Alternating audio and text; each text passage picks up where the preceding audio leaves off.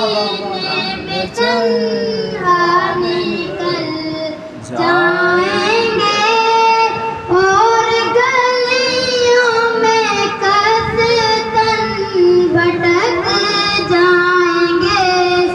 हम वहाँ जाके वापिस नहीं आएंगे। ढूंढते ढूंढते लोग थक जाएंगे।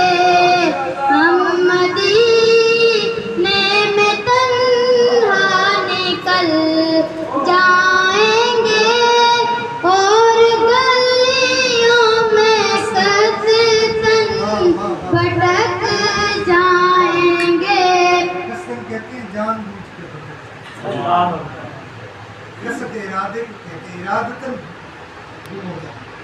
सुभान अल्लाह। मदीने में क्या है? जैसे हम मदीने में तन्हा निकल जाएंगे और कसदन यूं में कसम गलियों में कसदन भटक जाएंगे। बस घूमते जाएंगे।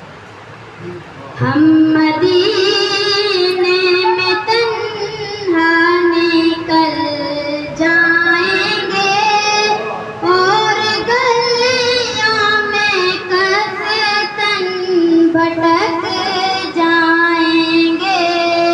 हम वहाँ जाके वापिस नहीं